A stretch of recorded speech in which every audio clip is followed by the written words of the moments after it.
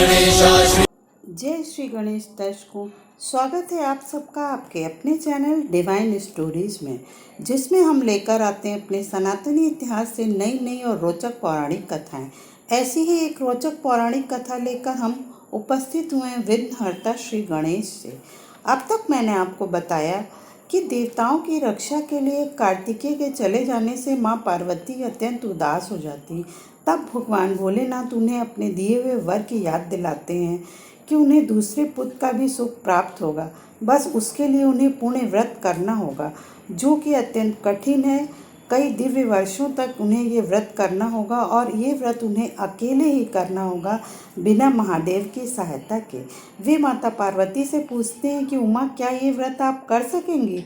तब माता पार्वती कहती हैं कि जीवन भर अपने पुत्र का साथ पाने के लिए मैं सारे कष्ट सहने को तैयार हूँ, और वे पुण्य व्रत करने का निश्चय करती हैं।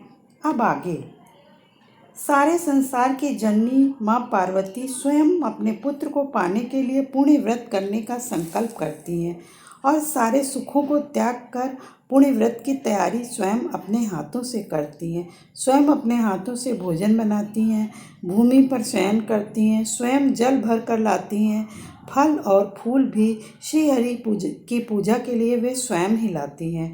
अरुणोदय के समय सय्यात्याग करके शुद्धिकरण करके वे श्रृंगार कर रही होती हैं। तभी एक सखी आकर के उन्हें सनत कुमार के आने की सूचना देती है। माँ पार्वती स्वयं अपने हाथों से उनके चरण पखारती हैं और उनका स्वागत करती हैं।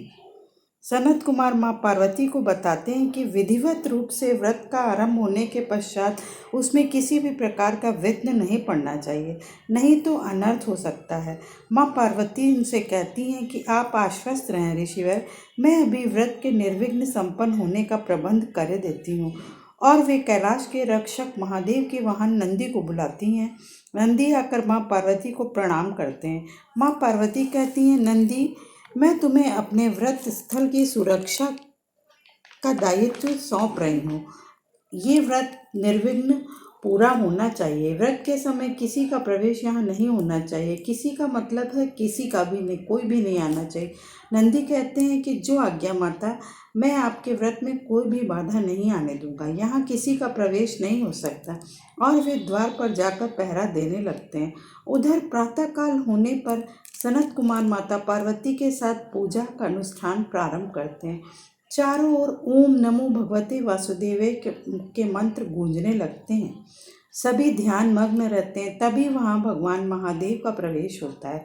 नंदी उन्हें रोकने का प्रयत्न करते हैं, किंतु वे नहीं सुनते हैं। उधर माँ पार्वती संकल्प लेने ही वाली होती हैं, तब तक महादेव पूजा स्थल पर प्रवेश करते हैं। वे माता पार्वती को आवाज़ देते हैं।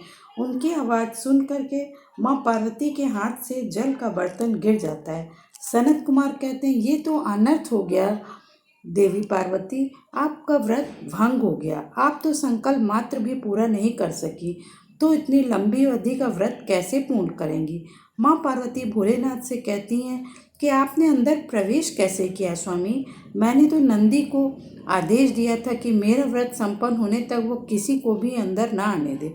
भोलेनाथ कहते हैं, नंदी मेरा वाहन है देवी, मेरे प्रति निष्ठावान है, वो मुझे कैसे रोक सकता है?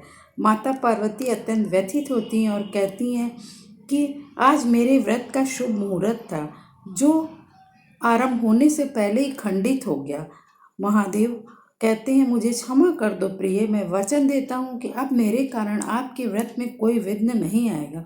और वे वहाँ से चले जाते हैं।